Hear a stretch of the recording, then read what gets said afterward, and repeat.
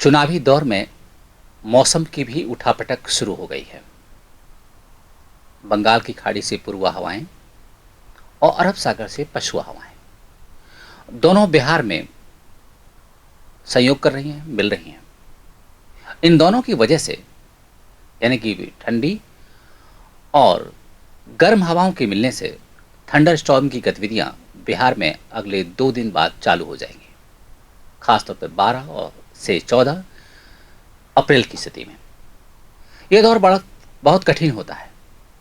कठिन इसलिए होता है कि मौसम का ये ट्रांजिट फेस माना जाता है, यानी कि यहाँ बहुत जल्दी जल्दी मौसम बदलते हैं। ऐसे दौर में न केवल फसलों पर प्रभाव पड़ता है बल्कि स्वास्थ्य पर भी प्रभाव पड़ता है। आईएमडी पटना का पूर्वानुमान है कि 12 से 14 अप्रैल तक उत्तरी और दक्षिणी बिहार दोनों में हल्की बूंदाबांदी, कुछ जगह पर मध्यम बारिश और ठनका का प्रकोप होगा। ठनका, जिसको हम स्थानीय भाषा में बोलते हैं, वज्रपात कहते हैं, आकाशीय बिजली कह सकते हैं, सब कुछ एक जैसा है। ये सारी स्थितियां थंडर स्टॉर्म यानी आंधी पानी के दौरान होंगी।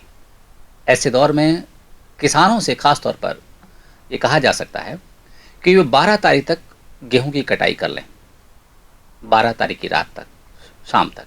उसके बाद थंडरस्टॉर्म गतिविधियां चालू होंगी तो उन्हें दुतरफा मार होगी। एक तो उनकी फसल पर कोई नुकसान पहुंच सकता है, दूसरे उनके स्वास्थ्य को भी नुकसान पहुंच सकता है, क्योंकि ठनका आकाशीय बिजली गिरने की संभावनाएं ज़्यादा हैं। यह सबको अच्छी तरह पता है कि बिहार के लिए आकाशीय बिजली गिरना और उससे होने वाली मौतें बहुत बड़ा संकट बन गई हैं, सबसे बड़ी आपदा बन गई। औसतन 300 लोग हर साल हमारे राज्य में ठनका से मारे जाते हैं। इसलिए ठनका के दौरान और आंधी पानी के दौरान घर से बाहर ना निकलें या खेतों में ना जाएं खास तौर पर। अब रही बात कि सबसे ज़्यादा प्रभावित कौन से ज़िले होंगे।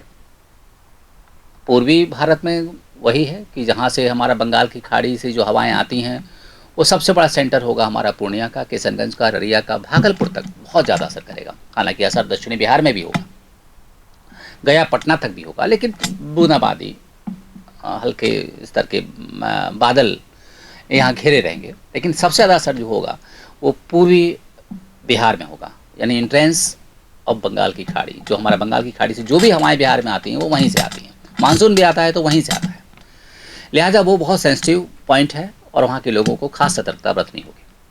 उत्तरी बिहार चूँकि वेस्टर्न डिस्टर्बेंस भी प्रभावित कर रहा है, पश्चिमी विक्षोभ यानी कि हमारे हिमालय की तलहटी से आने वाली जो हवाएं, उत्तरी पछुआ हवाएं हैं, वो जो हैं ठंडी हवाएं होंगी, और इधर पूरब से आने वाली गर्म हवाएं होंगी, सबसे ज़्यादा वहीं मिलेंगी। तो वहाँ भी थंडरस्टॉर्म होगा, वहाँ बारिश होगी। ऐसे दौर में वहाँ के लोगों को भी सतर्कता और सावधानी बरतने की ज़रूरत है। अब बात आती है कि हम लोग इस दौर में जो किसान है, हमारी चूँकि बिहार कृषि प्रधान राज्य है, 80% आबादी यहाँ की खेती में लगी है और अधिकांश भूमि का हिस्सा जो है वो खेती पर ही निर्भर है। तो चूँकि अब गेहूं की कटाई हो रही है, गेहूं की जो फसल कट के हम लोग घर ले जा रहे हैं और खेत खाली पड़ा हुआ है, तो इस दौरान उसको खाली ना छोड़ें, खास तौर पर इसलिए कि बारिश तो 2-3 दिन का फेज़ है, गुजर जाएगा, उसके बाद तेज़ धूप ही निकलनी है, पछुआ हवा ही चलनी है, हीट वेव ही आना है। ऐसे दौर में खेत की गहरी जुताई कर देने की बहुत ज़्यादा ज़रूरत है। गहरी जुताई से आशय से इतना है कि हम एक साधारण कल्टीवेटर से नहीं बल्कि उसको पलाऊ से हमें जोतने की ज़रूरत है, जो 8-10 सेंटीमीटर गहरा, 20 सेंटीमीटर तक, सॉरी 6-8 इंच तक गहरा होता है। इससे मिट्टी पलट जाती है, नीचे के सारे जो कीटाणु हैं, खरपतवार हैं, वो सब धूप में समाप्त हो जाते हैं।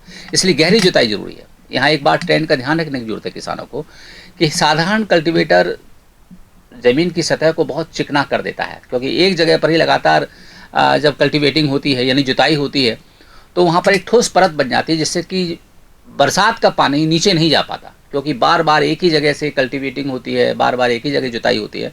तो जाहिर है कि जब गहरी जुताई कर देते हैं तो पूरा खेत ही बहुत अच्छा हो जाता है। इसलिए ये ध्यान रखने की जरूरत है मौसम के लिहाज से भी, क्योंकि वो उसके लिए अनुकूल होने जा रहा है।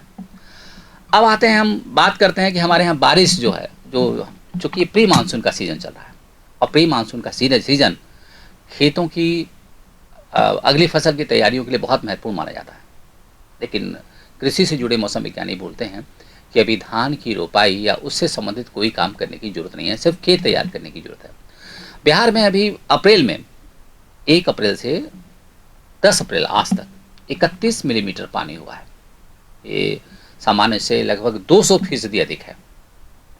इसके बावजूद हमें ध्यान रखने की ज़रूरत है कि ये पानी सभी जगह समान रूप से नहीं है, कुछ जिलों का ही पानी है, इसलिए खेती के लिए बिल्कुल उपयुक्त नहीं है, सिर्फ खेती की तैयारी कर सकते हैं। 12 तारीख से पहले कल 11 तारीख को तेज़ धूप रहेगी, अधिकांश इलाकों में गर्मी पड़ती रहेगी। अभी भी बिहार का जो तापमान है, उच्चतम तापमान है, जिसे हम दिन का तापमान साधारण भाषा में कहते हैं, वो सामान्य से 1-1.5 डिग्री अधिक है या बराबर है।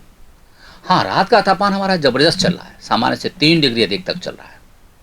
इसलिए इस मौसम की उठापटक में बचने का पूरा प्रयास करना होगा। धन्यवाद। प्रभातखबर.com, विश्वास वही, रफ्तार नहीं।